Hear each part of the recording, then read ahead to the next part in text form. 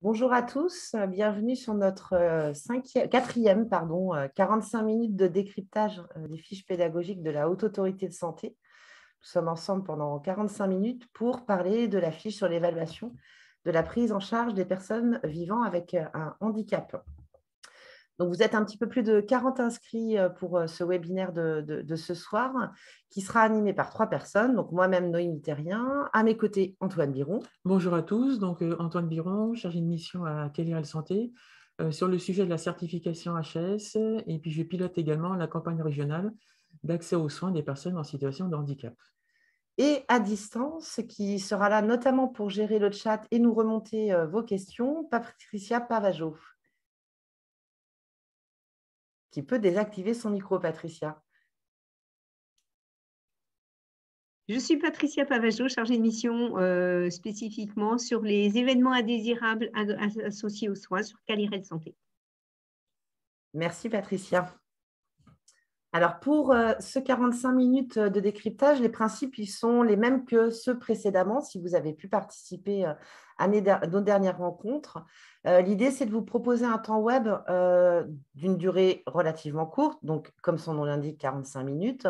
L'idée étant de décrypter une fiche pédagogique de la Haute Autorité de Santé qui ont été publiées dans le cadre du référentiel de certification des établissements de santé pour la qualité des soins, dans un objectif de favoriser la compréhension, notamment des attendus en matière d'appropriation et d'amélioration des pratiques professionnelles, spécifiquement en établissement de santé. Donc, la lecture, le décryptage de cette fiche pédagogique se fait toujours de la même manière. On aborde la lecture de la fiche pédagogique avec les enjeux associés à la thématique, les principales données apportées par la Haute Autorité de Santé, le lien avec les attendus du référentiel de certification des établissements de santé et les points clés qui vont nécessiter ou qui vont apporter une attention particulière, notamment lors de l'évaluation par les experts visiteurs. On a souhaité pour chacun de ces 45 minutes pouvoir aller un petit peu plus loin, notamment en vous partageant à la fois les ressources qui sont à votre disposition en région Pays de la Loire, mais aussi quelquefois, et c'est le cas pour ce 45 minutes de décryptage, un lien vers des recommandations qui vous permettent d'avoir des repères pour la mise en œuvre. Donc, pour ce 45 minutes, on associera à la fois la fiche pédagogique de la Haute Autorité de Santé, mais aussi des éléments clés introduits par la recommandation de bonnes pratiques de la HAS publiée sur le sujet de l'accès aux soins aux personnes en situation de handicap. Donc, comme vous l'avez remarqué, vos micros sont coupés. On a reçu quelques questions en amont de ce webinaire qu'on va répondre pendant la séquence, mais n'hésitez pas à vous poser vos questions sur le chat. On laissera un temps de questions-réponses sur les 45 minutes. Et si toutefois le temps nous manquait, dans tous les cas, on a une foire aux questions qui sera adressée dans la suite du webinaire. De la même façon, vous avez déjà les 3 premiers 45 minutes de décryptage qui sont disponibles sur notre page Internet, puisque chacun des 45 minutes font l'objet d'un replay qui sera disponible dans les jours prochains, probablement d'ici la fin de semaine. Donc, c'est parti pour ce 45 minutes sur la fiche pédago de la Haute Autorité de Santé. Donc, on est sur la thématique de l'accès aux soins pour les personnes porteurs d'un handicap. Donc, on parle bien de la personne en situation de handicap qui est décrite dans la loi du 11 février 2005 et qui est ce qui constitue le handicap, c'est toutes les limitations d'activité ou de restriction, de participation à la vie en société qui sont subies dans son environnement par une personne en raison de son altération substantielle, durable ou définitive d'une ou plusieurs fonctions physiques, sensorielles, mentales, cognitives ou psychiques, d'un polyhandicap ou d'un trouble de santé invalidant.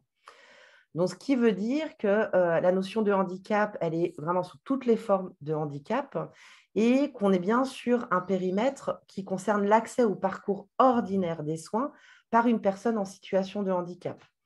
Ce qui veut dire que même si le périmètre et les éléments de contenu de cette fiche pédagogique vont aussi de fait s'appliquer dans les faits, dans les pratiques de soins aux filières spécifiques, dans la démarche du référentiel de certification des établissements de santé, la fiche pédagogique, elle s'intéresse bien au parcours de soins ordinaire pour les personnes en situation de handicap.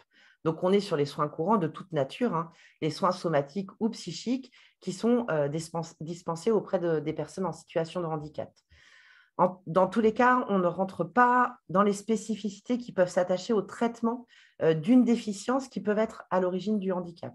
Mais on le verra tout au long de ce 45 minutes et notamment quand on fera un zoom sur la reco, ces éléments-là sont précisés au fil de l'eau.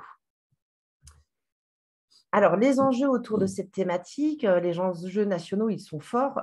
D'une part, veiller à cette accessibilité au sens large, l'accessibilité physique, mais aussi l'accessibilité au sens de l'information, de la communication, pour le maintien de l'autonomie de la personne en situation de handicap. L'enjeu, c'est aussi d'assurer la qualité et la continuité du parcours de santé au même titre que n'importe quel patient dit ordinaire. La spécificité est de favoriser et de formaliser la présence des aidants, et on le verra tout au long de ce 45 minutes, la place essentielle et prépondérante que doit être accordée aux aidants.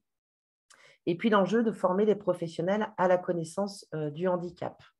Donc ces enjeux nationaux, ils sont à la fois portés dans un programme national sur l'accessibilité pour tous, mais aussi en région Pays de la Loire par un plan d'action régional sur l'accès aux soins et à la santé des personnes en situation de handicap. Alors, les données actuellement en notre possession sur le sujet, elles ne sont pas exhaustives, et d'ailleurs, on n'a pas de données précises spécifiquement pour la région Pays de la Loire. On a des données plutôt nationales qui sont issues du CNSA et aussi des enquêtes qui sont menées par Handifaction. Ce que l'on sait, c'est qu'on a 12 millions de personnes qui souffrent d'une limitation fonctionnelle en France, que pour l'ensemble des soins, il y en a 40% des soins qui s'effectuent à l'hôpital, et que dans 40% des cas, la présence des aidants, elle n'est pas systématiquement acceptée.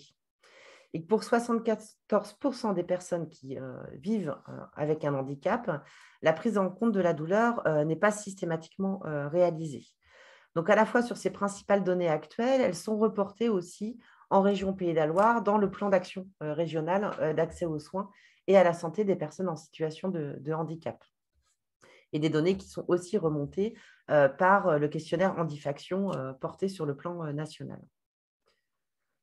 Alors, quand on s'intéresse plus spécifiquement à ce qu'il y a dans le référentiel de certification des établissements de santé pour la qualité des soins, on a des critères qui sont spécifiquement dédiés au sujet de l'accueil et de l'accès aux soins aux personnes en situation de handicap.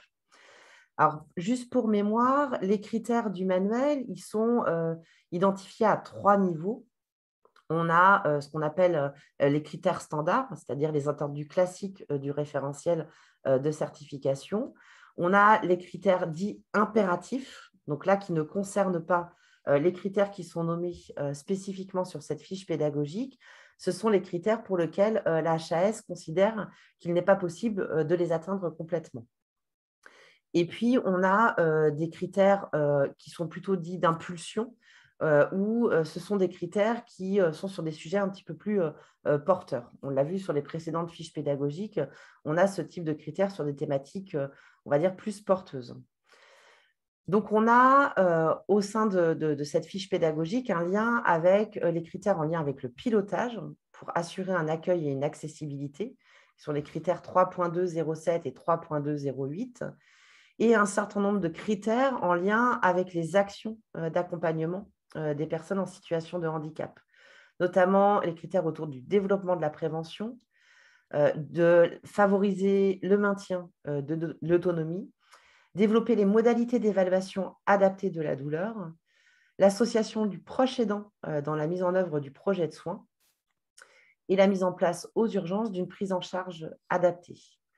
Donc, même si cette fiche pédagogique, cette thématique, elle a des critères bien spécifiques, il ne faut pas oublier que les critères qui ne sont pas mentionnés dans cette fiche sont quand même applicables aux personnes en situation de handicap, notamment tous les critères transversaux sur le sujet de l'information, sur le sujet de la promotion de la santé ou encore de la prise en charge de la douleur, qui est pour ce dernier un critère impératif du référentiel de certification des établissements de santé.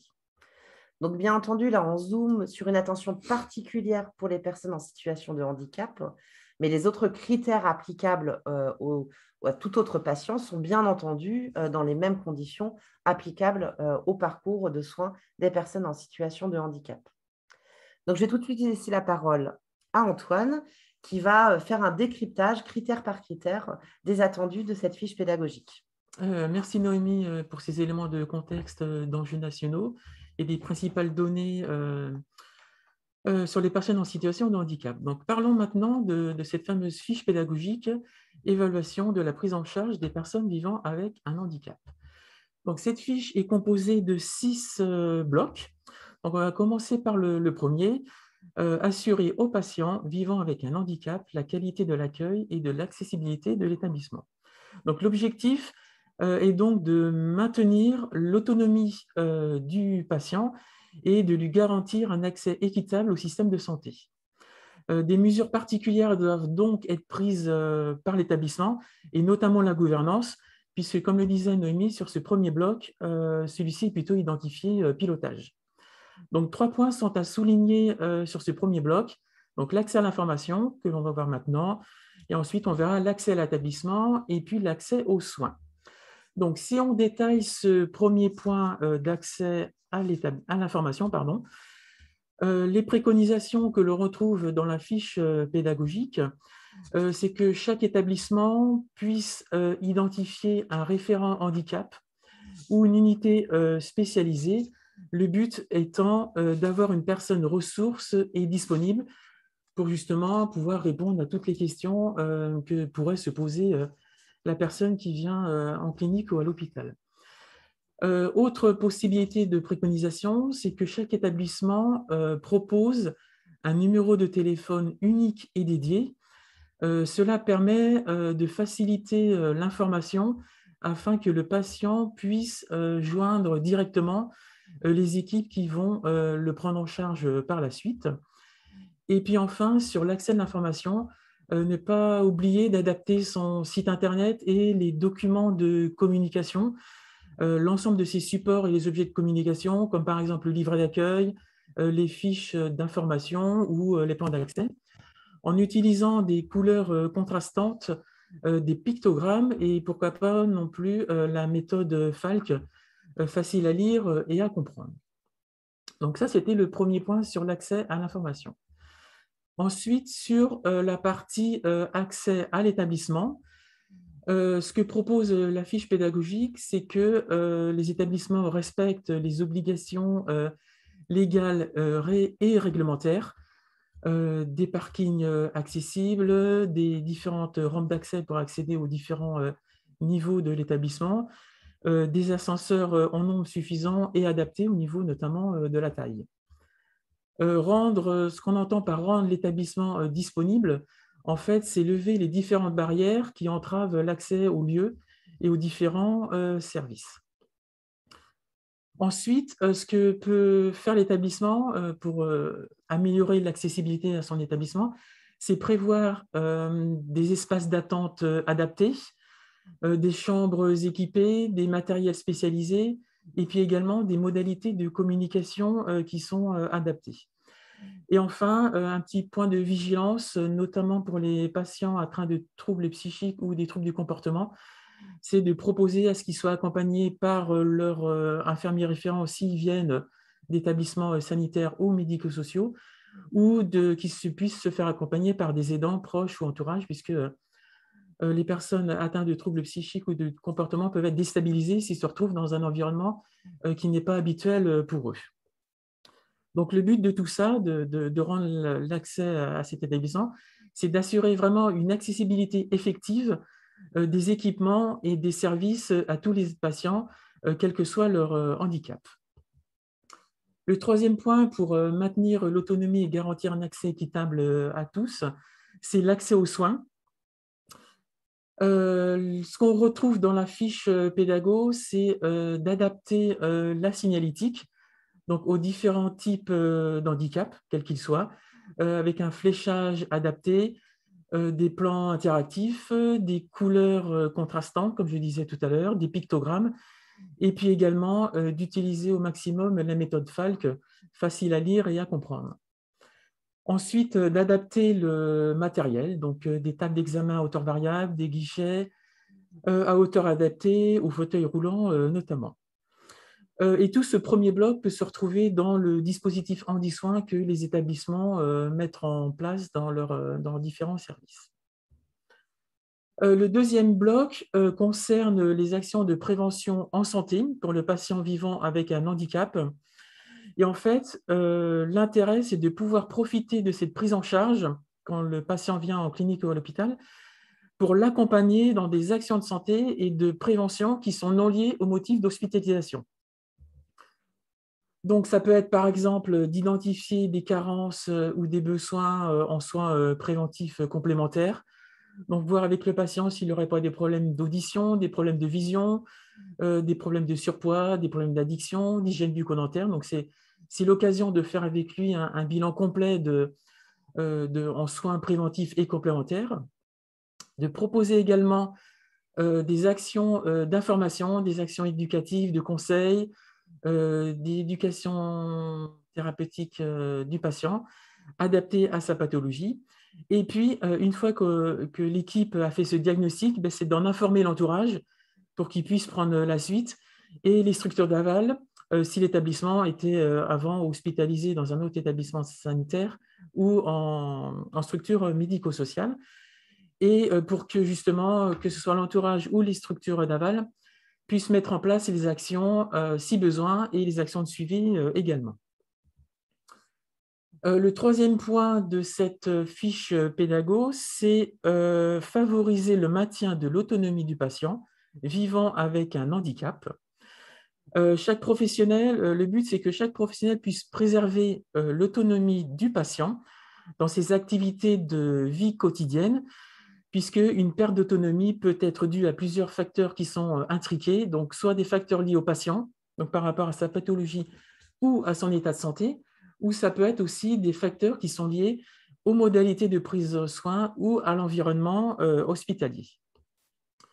Donc, pour ce faire, ce que les établissements peuvent faire, c'est d'évaluer systématiquement les aptitudes et prendre en compte les capacités du patient, s'appuyer sur le vécu du patient pour mettre en œuvre sa prise en charge, et puis également de contacter le patient en amont de son arrivée pour pouvoir anticiper et lui proposer une prise en charge personnalisée par rapport à ses handicaps, pour justement recueillir ses besoins spécifiques et de pouvoir transmettre tous ces éléments de liaison entre les différents services si le patient va circuler entre différents services et être pris en charge par différentes équipes, pour que toutes les équipes qui sont là pour la prise en charge puissent savoir tous les éléments que l'équipe a pu récupérer en amont de sa consultation ou de son hospitalisation.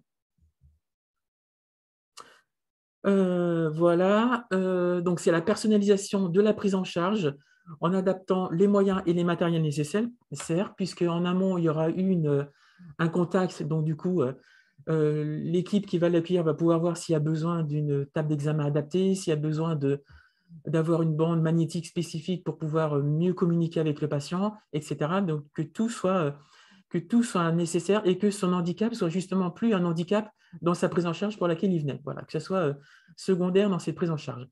Et donc, le but, c'est que le patient puisse rester acteur de sa santé et de sa qualité de vie pour que le maintien de l'autonomie soit le plus mieux. Le quatrième point concerne la prise en charge de la douleur adaptée aux patients vivant avec un handicap. Donc, la douleur physique est source de vigilance pour les équipes soignantes, puisque le patient peut avoir des difficultés à s'exprimer, d'autant plus s'il est en situation de handicap. Donc, du coup, cette douleur doit pouvoir quand même être entendue et non banalisée, même si la personne présente des troubles psychiques ou du comportement. Donc, quelques éléments. Écouter le patient, donc en s'appuyant sur l'expertise des aidants et ou des proches. Si le patient a des difficultés de communication, mais à prime abord, on commence par écouter le patient et si l'équipe a des difficultés de compréhension, il peut soit utiliser des outils ou soit s'appuyer sur l'expertise des aidants. Effectuer une évaluation adaptée au handicap. Donc, à la fois cette évaluation sur les moyens de mesure et sur les moyens de communication, par exemple avec l'utilisation d'une échelle d'hétéro-évaluation pour les patients non communicants ou de s'appuyer, comme je le disais, sur l'expertise des aidants. Le but principal, c'est vraiment d'éviter une sous-évaluation de la douleur qui pourrait avoir un impact sur la prise en charge du patient. Et c'est aussi l'occasion de faire des actions de prévention puisque même si le patient ne vient pas en hospitalisation ou en consultation spécifiquement pour des problèmes de douleur, ça peut être l'occasion, au travers de sa prise en charge, de repérer des soucis de douleur et de pouvoir le soulager au mieux. Et ensuite, tracer toutes ces données de manière systématique et de manière complète dans le dossier du patient. Donc, comme le disait Noémie, l'évaluation de la douleur est un critère impératif, mais il n'est pas spécifique aux personnes en situation de handicap. Donc, c'est bien un critère global, mais le but, c'est que ce critère apparaisse dans la fiche pédago, c'est que les soignants soient d'autant plus vigilants par rapport à la prise en compte de la douleur, puisque c'est un élément qui peut être difficilement repérable par les équipes de soins. Le 5e bloc est la place du proche aidant du patient vivant avec un handicap dans la mise en œuvre dans son projet de soins. Donc, l'établissement va prendre en compte les besoins et les préférences des proches et des aidants dans la mise en œuvre de son projet de soins. Donc, l'établissement va prendre en compte les besoins et les préférences des patients, des proches ou des aidants, en complément de ceux exprimés par le patient. Donc, on est sur la même notion que sur la douleur. L'équipe va d'abord recueillir la notion de douleur auprès du patient et en complément auprès de son entourage. Donc là, sur la mise en œuvre du projet de soins, c'est pareil. On va d'abord recueillir les besoins et les préférences du patient et en complément, on va faire avec les besoins et les préférences qui ont été exprimés par les aidants. Donc, pour ce faire, l'établissement va favoriser l'expression et la participation des aidants et reconnaît donc leur expertise et donc son rôle dans la prise en charge. Il fait ainsi bénéficier le patient du droit d'être accompagné par la personne de son choix tout au long de son parcours. Donc, le but d'inclure les aidants dans la mise en œuvre du projet de soins, c'est d'éviter tout risque de décompensation et ou d'altération de la qualité de vie des patients. Et ainsi, les aidants peuvent être associés dans la mise en œuvre du projet de soins dans le respect des droits du patient, en n'oubliant pas les professionnels de soins support qui ont aussi un rôle important dans le projet du patient. Petit point de vigilance pour les enfants et les adolescents. Donc, c'est de concilier un projet de soins en lien avec leur vie sociale, leur vie éducative et leur vie scolaire en y associant les détenteurs de l'autorité parentale. En fait, c'est que de par cela, les aidants doivent être acceptés et reconnus dans leur mission par la totalité des acteurs de soins en accord avec le patient. Donc, du coup, les aidants sont une part entière, intégrante de la prise en charge du patient. Et le dernier bloc de cette fiche pédago, c'est l'adaptation de la prise en charge des urgences du patient vivant avec un handicap. Et en fait, la décision d'orientation prend en compte un éventuel handicap. Donc, quelques éléments proposés par la fiche pédago, c'est qu'il puisse avoir des espaces d'attente qui soient appropriés. Donc, dans l'idéal, d'avoir une salle d'attente qui soit séparée de la salle d'attente commune, si le dimensionnement et les locaux le permettent. C'est de prévoir des circuits spécifiques avec des délais adaptés et priorisés. Donc, de faire en sorte que le patient en situation de handicap puisse attendre le moins possible dans la salle d'attente. donc avec une orientation systématique vers le service le plus adapté, donc pour réduire les délais d'attente. De pouvoir récupérer le dossier de liaison et tous les documents qui sont spécifiques au handicap.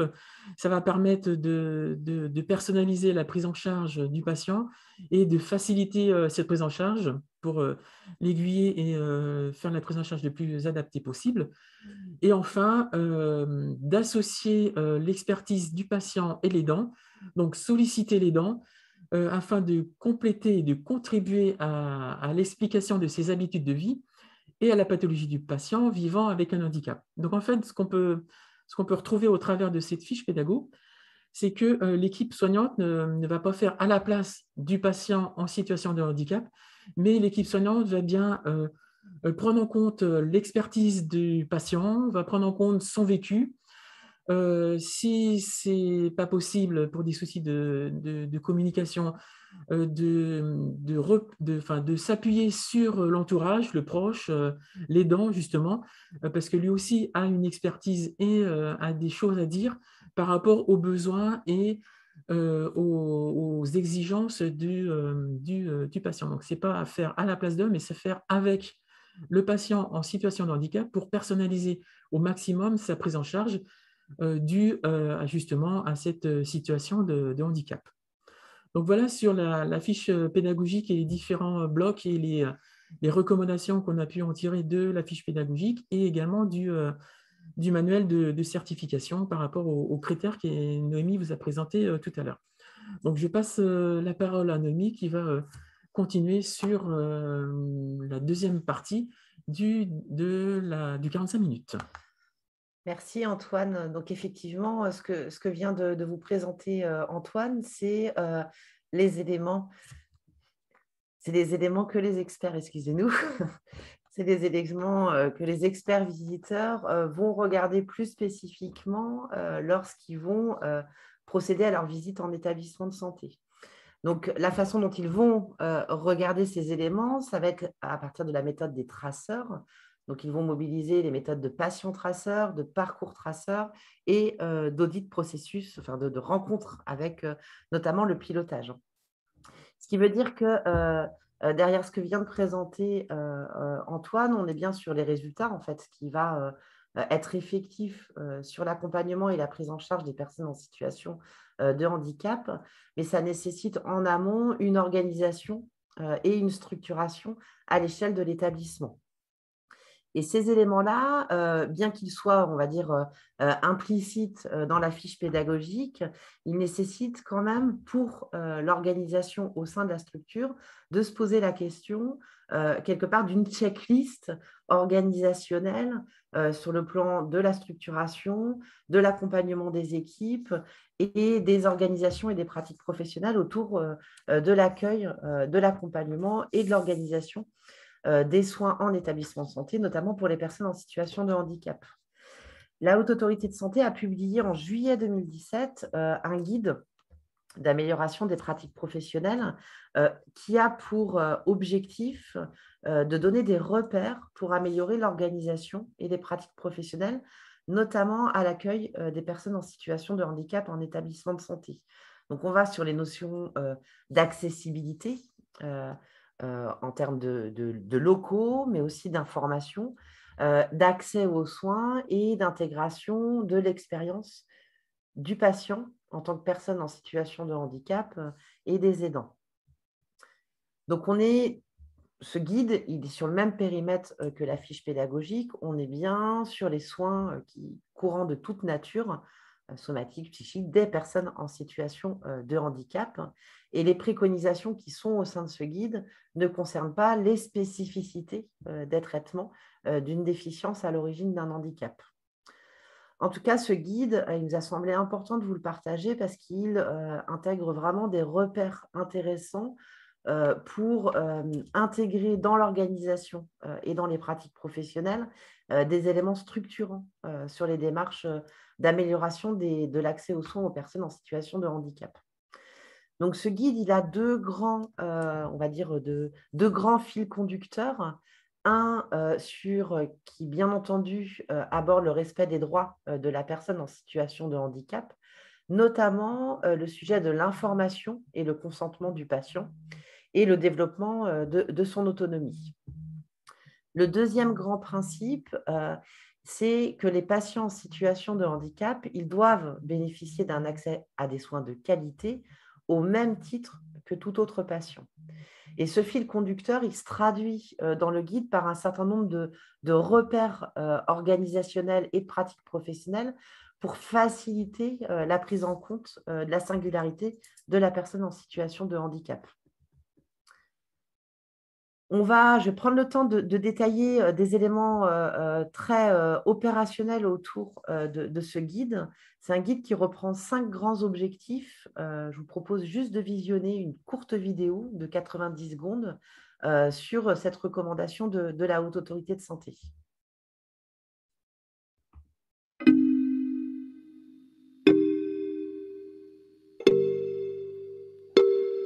De nombreux rapports ont pointé les difficultés d'accès aux soins des personnes en situation de handicap en établissement de santé.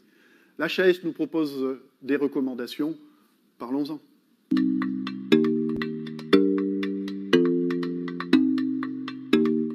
Nous, professionnels en établissement de santé, savons que peur, préjugés sont autant de facteurs qui vont perturber l'accueil, l'accompagnement, le soin de ces personnes.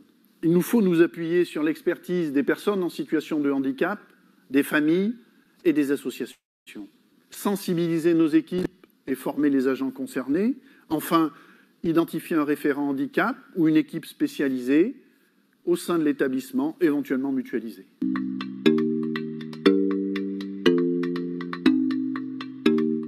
Avec l'accord de la personne, l'aidant familial ou professionnel doit être inclus tout au long du parcours. C'est à travers cet échange que l'on peut maintenir l'environnement de la personne, faciliter la communication et améliorer la prise en charge. D'autres objectifs sont identifiés dans cette recommandation. Assurer la qualité et la continuité du parcours de santé, veiller à l'accessibilité au sens large du terme, enfin, fédérer les équipes autour du projet d'établissement. Je vous invite à aller les consulter.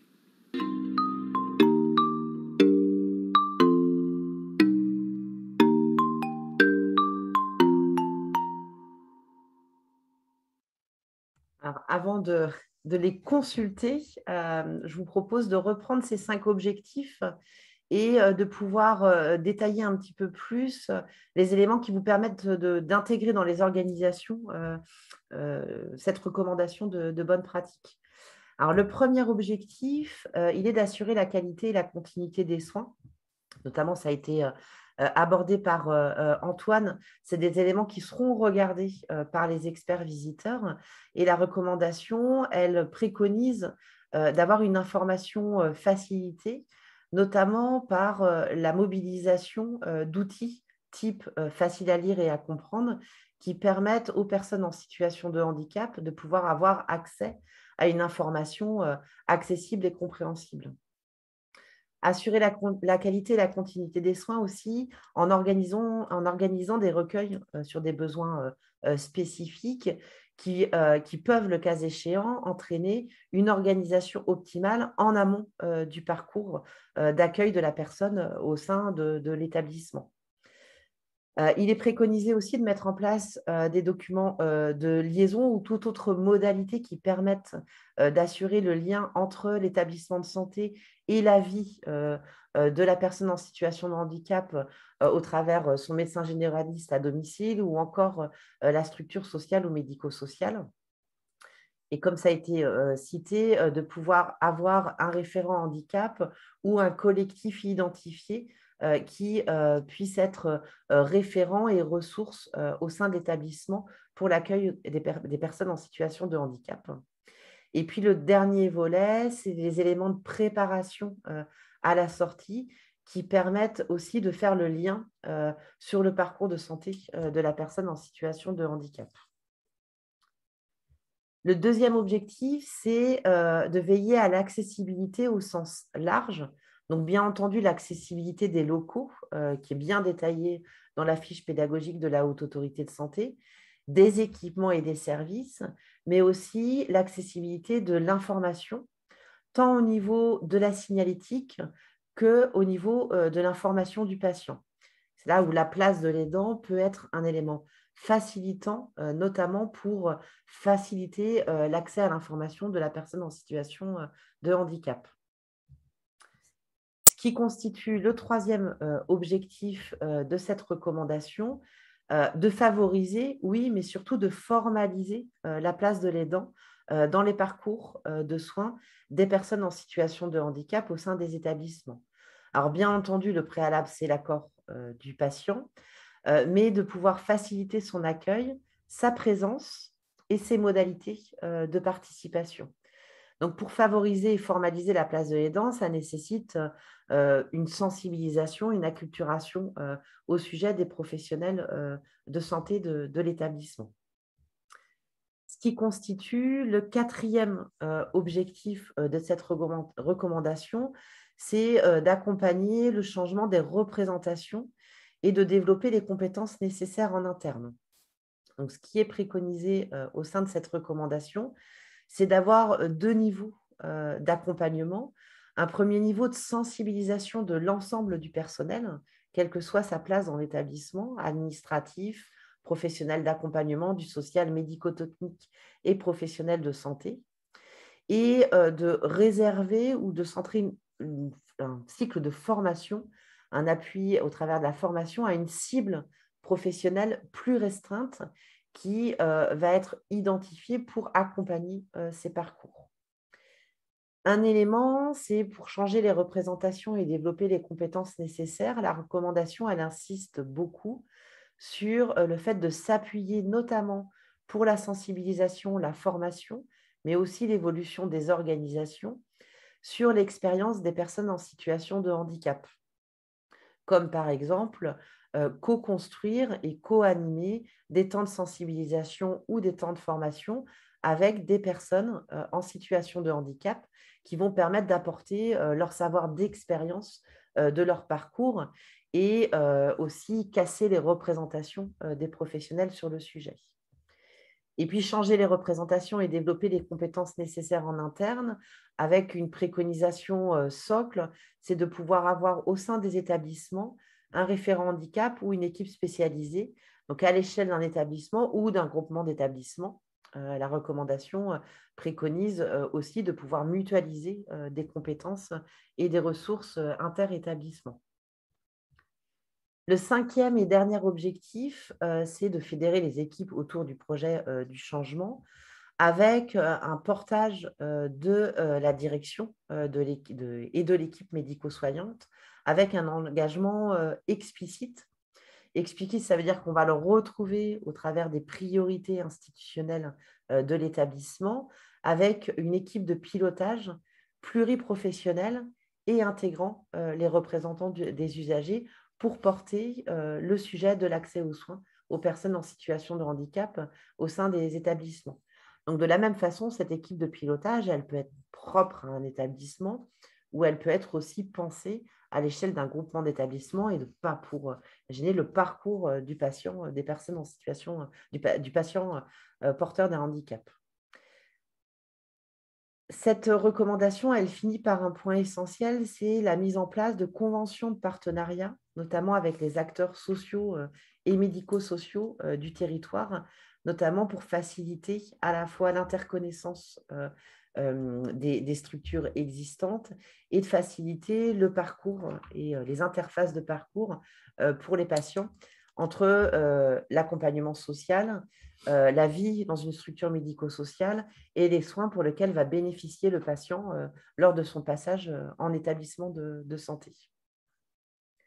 Donc, sur ces 5 objectifs, la recommandation les décrit tous de façon très explicite et ils sont traduits en fin de recommandation par des outils dits checklist qui vont permettre à la fois à l'établissement de pouvoir checker, évaluer son organisation institutionnelle autour de l'accompagnement des personnes en situation de handicap et un outil d'évaluation des pratiques professionnelles à partir de la méthodologie du patient traceur.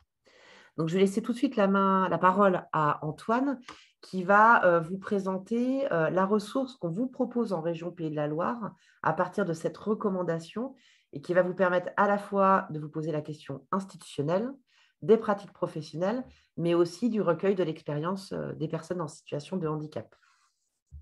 Bon, donc oui, tout à fait, Noémie. Donc, en région des Pays de la Loire, nous avons donc décliné ce guide sous la forme d'une campagne régionale que l'on a intitulée l'évaluation de l'accès aux soins des personnes en situation de handicap. Donc, cette campagne donc, qui est proposée par KLRL Santé s'intègre pleinement dans le plan régional d'accès aux soins des personnes en situation de handicap de l'ARS des Pays de la Loire. Et ce plan régional se retrouve lui aussi inscrit dans le projet régional de santé de deuxième génération. Donc, cette campagne est composée de 3 objectifs. Le premier, c'est de contribuer à l'amélioration de l'accès aux soins aux personnes en situation de handicap, donc dans les établissements de santé de la région des Pays de la Loire. Le deuxième objectif, c'est d'établir un état des lieux de l'effectivité de la mise en œuvre du guide de l'HAS. Donc, comme le disait Noémie, dans le guide, il y a des grilles d'auto-évaluation de patients traceurs, et donc le but, c'est que chaque établissement puisse faire un état des lieux de l'avancement de sa démarche. Et le troisième objectif, qui est mobiliser les établissements de santé sur le sujet de l'intégration de l'expérience des patients en situation de handicap.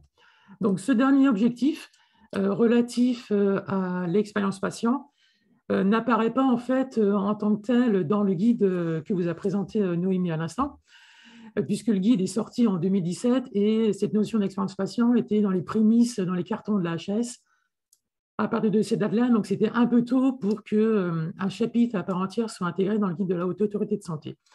Donc, néanmoins, au niveau de KLRL Santé, nous avons donc souhaité que ce soit un des objectifs de notre campagne, l'intégration de l'expérience des patients.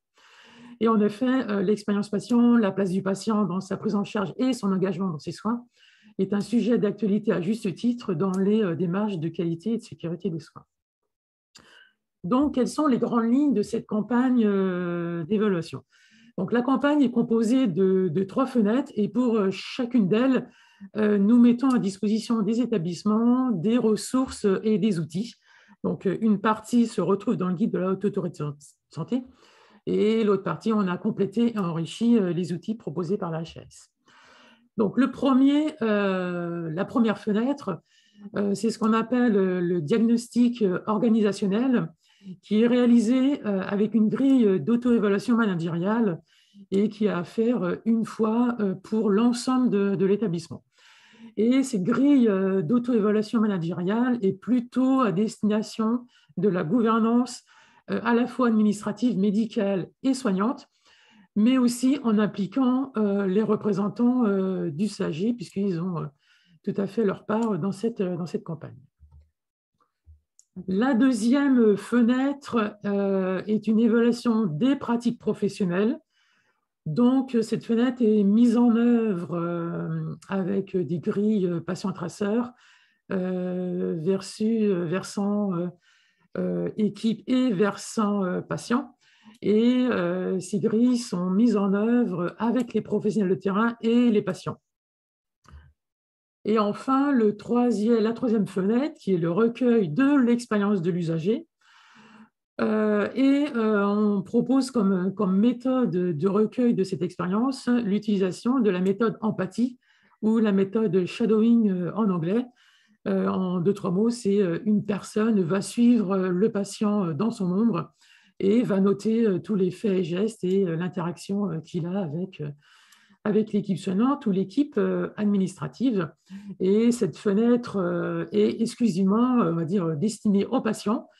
Et il est tout à fait possible que des représentants d'usagers, des associations d'usagers ou des usagers eux-mêmes puissent être eux-mêmes un suiveur et que l'usager se retrouve suiveur d'un autre usager. Donc, ça peut être très enrichissant pour l'établissement. Donc, le périmètre de cette campagne Donc, elle concerne l'ensemble des patients vivant avec un handicap, quel que soit l'handicap, justement, et plutôt sur des parcours programmés. Parce que de réaliser la méthode, la fenêtre 3, expérience patient, sur des moments d'urgence, ça peut être compliqué de pouvoir mobiliser au dernier moment un usager ou un professionnel pour pouvoir suivre le patient dans son parcours. Au niveau du calendrier, donc l'engagement dans la campagne régionale est toujours possible avec la réalisation du diagnostic organisationnel, c'est-à-dire la fenêtre 1, d'ici le 15 décembre 2021, puisqu'on souhaite mettre en place un pré-rapport en 2022. Donc, vous pourrez toujours vous engager, sachant que la fin de la campagne pour la fenêtre 2 et la fenêtre 3 a été fixée au 30 juin 2022. Donc voilà, donc si cette campagne vous intéresse et vous souhaitez vous engager, donc il est tout à fait possible. Le seul bémol qu'on vous donne, c'est de pouvoir réaliser le diagnostic organisationnel d'ici le 15 décembre de cette année. Et pour info, il y a 18 établissements de la région qui sont engagés dans cette campagne. Et on fera un pré-rapport sur la fenêtre 1 en début d'année prochaine. Donc voilà quelques points sur la campagne régionale qu'on a lancée au mois de mars. Et Noémie, je te laisse conclure. Alors effectivement, il est 17h46, on a une toute petite minute de retard, mais on est pas mal puisqu'on arrive à la fin de ce 45 minutes. Pendant que je laisse cette diapo affichée qui représente les ressources, les sources d'informations qui sont au sein de la fiche pédagogique, et vous pourrez voir qu'il y a un certain nombre de sujets pour lesquels on a détaillé un petit peu plus les éléments attendus. Je vous laisse nous poser quelques questions sur le chat. Je pense qu'on peut se permettre de répondre à une ou deux questions. Si toutefois vous en aviez au décours de la présentation qu'on a réalisée. Dans tous les cas, l'ensemble des supports et des vidéos et des ressources présentées par Antoine seront disponibles sur le site Internet. Vous avez peut-être des éléments de questionnement sur la campagne ou encore sur les attendus du référentiel, et notamment lors de la visite de certification. Donc, n'hésitez pas à les poser sur le chat et Patricia nous en fait le relais. Pendant que vous réfléchissez, vous tapotez sur votre clavier, j'en profite pour vous annoncer notre 5e rendez-vous, notre 5e temps de 45 minutes de décryptage qui aura lieu le mardi 26 octobre prochain à 17h sur l'évaluation de la gestion des risques et des vigilances selon le référentiel de certification. Donc, le prochain, le mardi 26 octobre à 17h. Et nous avons d'ores et déjà 2 autres rendez-vous de programmés pour le mois de novembre qui seront un peu spéciales puisqu'on aura une date et 2 rendez-vous. Le mardi 16 novembre 2021, en partenariat avec France Asso Santé, nous aurons un premier rendez-vous de 45 minutes de décryptage à 13h sur la fiche pédagogique de l'évaluation de la gestion des droits des patients. Et le rendez-vous de 17h sur l'évaluation de l'engagement patient-usager. Il nous a semblé important de pouvoir faire en articulation ces 2 thématiques pour lesquelles nous interviendrons aux côtés de France Asso Santé, et nous vous invitons vivement à pouvoir mobiliser vos représentants d'usagers sur ces temps-là.